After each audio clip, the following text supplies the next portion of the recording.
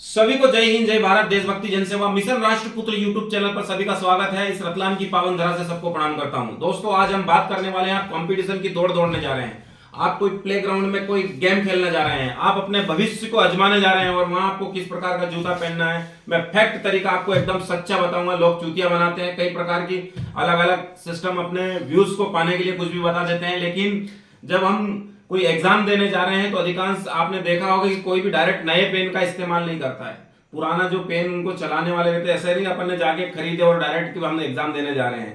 तो देखा होगा कि अधिकांश जो लोग होते हैं वो पुराने पेन यूज करते हैं ताकि वो लोगों के हाथों में एक जमा हुआ रहता है और नया पेन पकड़ेगा आदमी, पकड़ने में ऐसी समस्या आती है।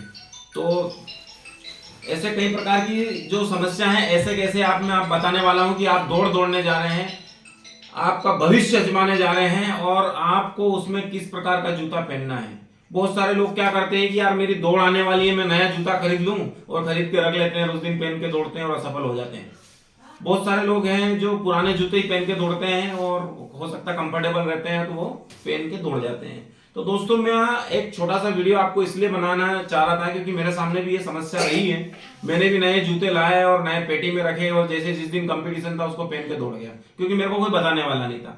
और ठीक है, स्वाभाविक सी बात है, हालांकि मैं सफल भी रहा हूँ, लेकिन जो रिजल्ट मुझे मिलना था वो नहीं मिल पाया क्योंकि मेहनत इतनी थी कि जहां असफल होने का कोई प्रश्न नहीं उठता। लेकिन जब आप दौड़ रहे हैं, आप मेहनत कर रहे हैं, तो दोस्त आप उस जूते को कब लेना है, कब पहनना है, तो मेरा हिसाब से जब भी आप कंपटीशन दौड़ने जा रहे हैं तो वही जूता पहने जो आप मेहनत करते हैं डेली। क्योंकि इसलिए कि वो जूता आपको बिल्कुल कंफर्टेबल रहता है, आप डेली पहन के उसको दौड़ रहे हैं, उससे आपका टाइमिंग आपको मालूम है। ये तो आगे आपको समझ में कि आपको पुराना जूता ही पहनना है। और उस परिस्थिति में कि आपका जूता फट चुका है, कंपटीशन एकदम दौड़ आपकी नजदीक आ गई है, तो अब आप नया खरीद के उसको पेटी में नहीं रखना है। कहने का मतलब है कि कम से कम 3 से 4 बार उससे टाइमिंग आपकी निकाल के आपको रखना है ताकि आपको कम से कम कंफर्म मालूम पड़ जाए कि जूता कंफर्टेबल है कि नहीं है।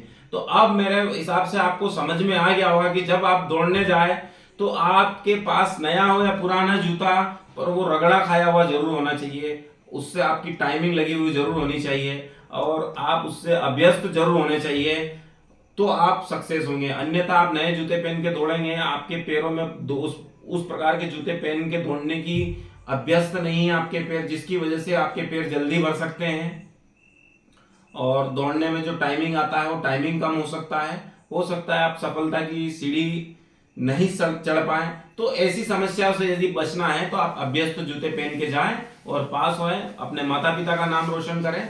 जय हिंद, जय भारत, देशभक्ति, जनसेवा, भारत माता की जय।